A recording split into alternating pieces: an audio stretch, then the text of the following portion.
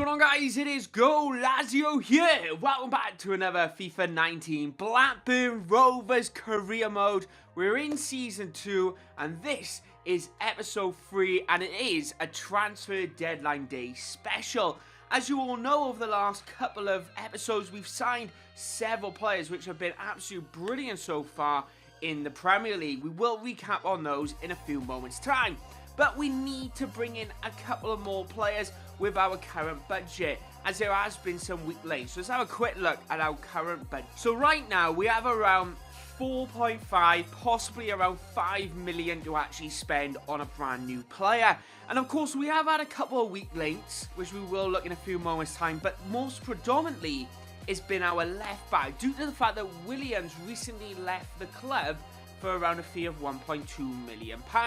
So we are looking to bring in potentially another backup left back into the side, because we have only got one player for that position and it's Neuer, and hopefully we can actually bring in someone else as a backup or even a starting 11 player. But let's have a look at current transfers that's happened so far this season. We are sticking with the same formation, as you all may know, but Timothy Way, one of the more notable players, scoring 2 goals already for Blackburn Rovers. We do have Wilson from Liverpool's coming, and of course we brought Reed back from Southampton, because his first season at Blackburn was only a loan deal. But then we do have Fry, who we've recently brought in, and Aarons. Blackburn's record signings, Lunnin has joined the squad for around £15.2 million. He's come from Real Madrid and he's a 79 rated goalkeeper. We was looking to bring him a backup to Raya, but unfortunately Raya is suddenly not up to the Premier League standard at the moment, conceding a lot of goals. But I say that, Lunnin actually conceded 3 goals in his first game, so maybe we'll see what will happen over the next few episodes. Will Lunnin still be in first position, or will Raya kind of count on up there? But of course that doesn't mean that's everyone that we brought in. We brought in Barry Bannon for the midfield, we brought in Harry Chapman down that left hand side, and of course we've actually signed several youth players from our youth academy and promoted them to the senior squad. So we do have several backups there. Of course we got our first team, second team, third teams and youth, but this is currently our first team that we're going out with, and it has been a strong start for Blackburn Rovers so far. But like I mentioned, we don't have a player down that left hand side, and we've been looking at a few players, and transfer deadline day is just around the corner. It's 5 days away. We're going to try and get a lot of negotiations going on, but we're before I go on into the first game as well, which I am going to sim.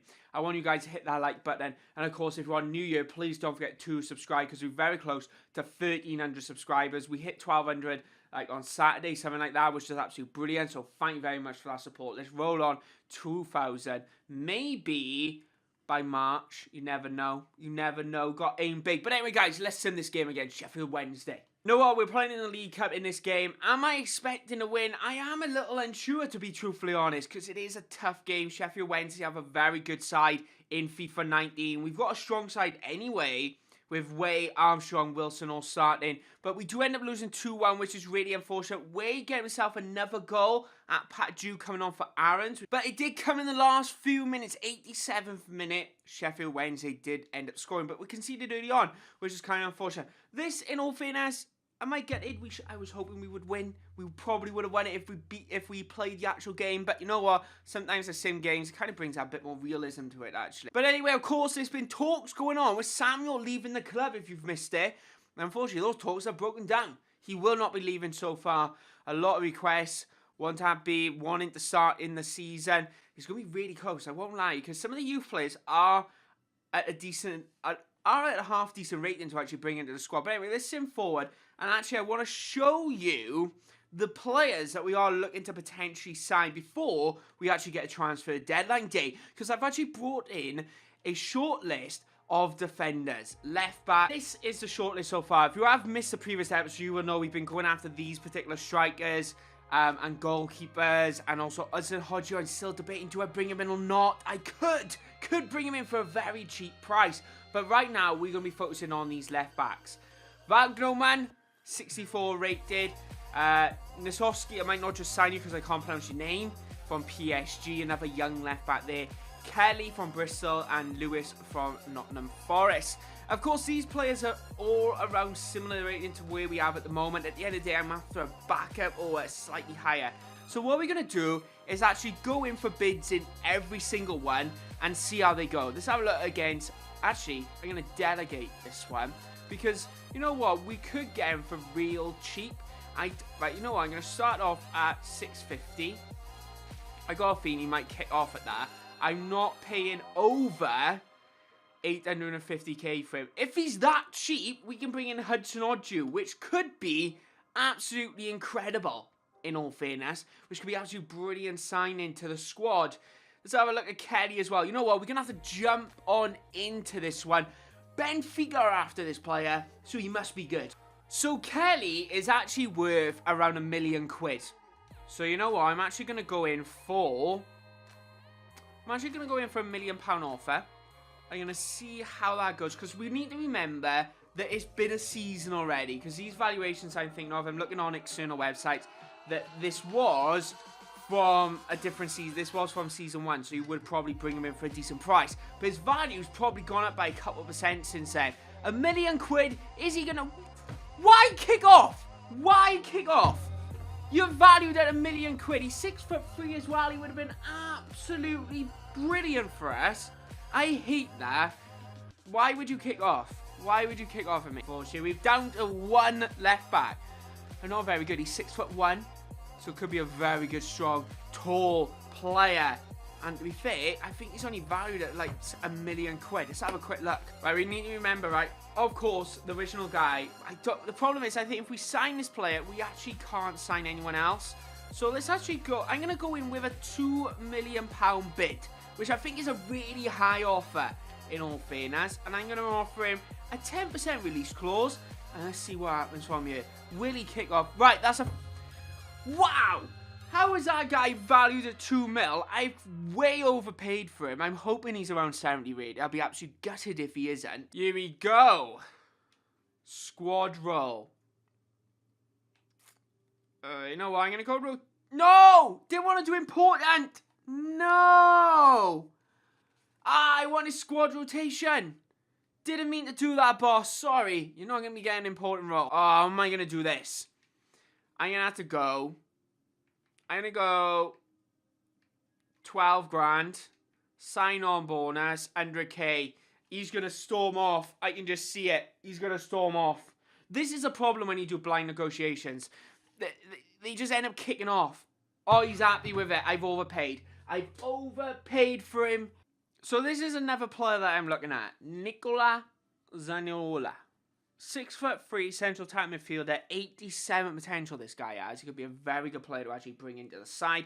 And because I'm thinking Bradley Datt's obviously good, but he's not brilliant. He's not going to grow that high. He doesn't get above 80. Right, guys, let's have a quick look at who we should be loaning out. Of course, Fisher's currently out on loan. We're going to add this goalkeeper, Marino, to the loan list. What-Anby, I don't know how you pronounce that name. What-Anby? That's a name and a half. We're going to add you to the loan list because you're going to develop really well. Because some of the loan players that the youth players have actually brought in are very good potential. So we want to make sure they get playing. Wharton, we keep it into the side. Matt Platt can actually go out on loan. Ricky can actually go out on loan. Let's have a look at everyone else. Davenport's currently out. We still have Evans, which we kind of need to keep in the side. Loan for Ake. Costa can actually go. I want to keep 1 or 2 players, if I'm honest, of the ever so slightly higher rated, so they kind of, I can actually play in the side. Like Branco, actually I might keep you, in all fairness. Menez, you can go, because you're not going to be any good at 45 rated. Let's have a look at this. Cabral, you can go as well.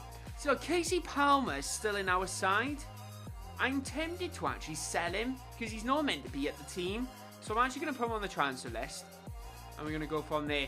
Michael Jackson, Morgan, his brother, is going on the loan list. There we are. We spent 30 million. Aarons, Reed, Wade, Banham, Wilson. And then you've got Williams and Davenport who's currently gone out. They only loan deals in all fairness, other than Williams.